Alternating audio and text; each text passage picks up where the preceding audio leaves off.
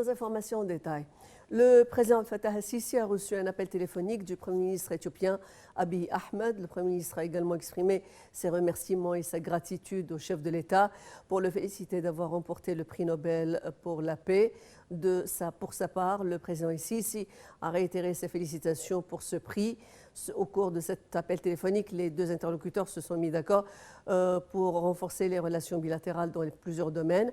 L'appel a également abordé l'importance de surmonter les obstacles entravant les négociations du barrage de la Renaissance afin de parvenir à un accord qui réponde aux aspirations et aux espoirs des deux peuples ou des trois peuples, l'Égypte, le Soudan et l'Éthiopie, dans le cadre de la déclaration de principe qu'ils ont signée. La Ligue arabe a convoqué une réunion d'urgence aujourd'hui pour discuter de l'offensive lancée par la Turquie contre les forces kurdes en Syrie. C'est ce qu'a indiqué l'organisation panarabe. Je cite, à la suite d'une demande de l'Égypte, les ministres arabes des Affaires étrangères se sont réunis au Caire le 12 octobre pour discuter de l'agression turque contre le territoire syrien. C'est ce qu'a déclaré dans un communiqué Hussam Zaki, secrétaire général adjoint de la Ligue. La Turquie a lancé mercredi une offensive contre les forces kurdes du nord-est de la Syrie, alliées des Occidentaux dans la lutte antiterroriste, suscitant une volée de critiques internationales. Pour M. Zeki, l'offensive turque viole le droit international et constitue une attaque inacceptable contre la souveraineté d'un État membre de la Ligue arabe. Dans son discours devant la séance plénière, le secrétaire général de la Ligue arabe, Ahmed Aboulghit, a affirmé que l'opération militaire turque au nord de la Syrie est une invasion et une agression contre le territoire d'un État arabe.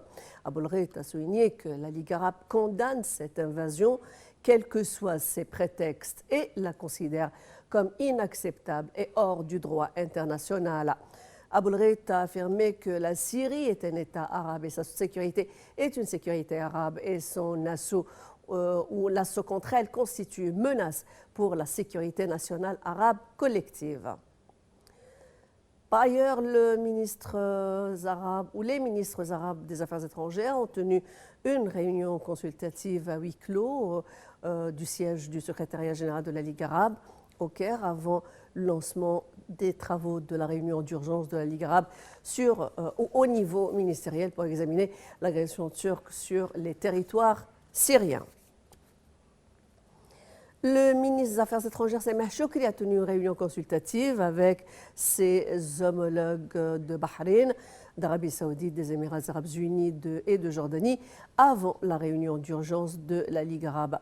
Les chefs de la diplomatie arabe ont condamné l'offensive turque, estimant que cette agression risquait d'avoir des répercussions négatives sur la sécurité et la stabilité de la région.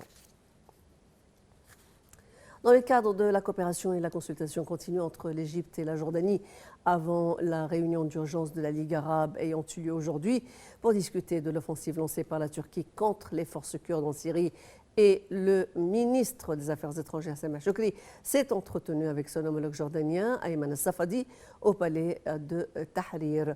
Les deux ministres ont maintenu à discuter du développement concernant l'agression turque en Syrie et ses répercussions dangereuses sur l'unité de la Syrie et le processus politique conformément à la résolution des Nations Unies numéro 2254.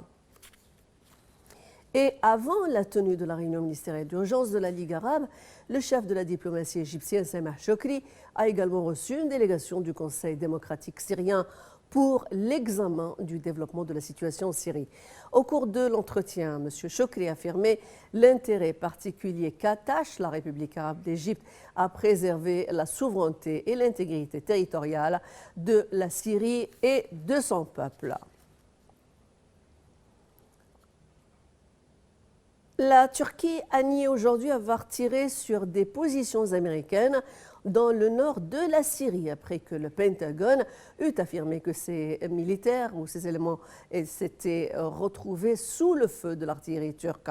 Entre-temps, un responsable des forces démocratiques syriennes a démenti la déclaration turque d'avoir dominé la ville de Ras al-Ain, située au nord de la Syrie.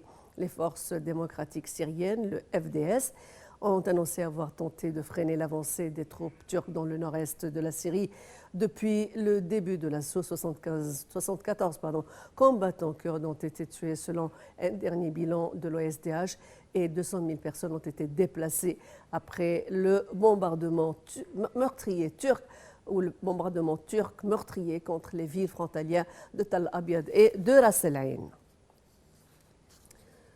Selon des sources diplomatiques, la Russie a bloqué hier aux Nations Unies un projet américain de déclaration du Conseil de sécurité demandant à la Turquie d'arrêter son offensive militaire dans le nord de la Syrie.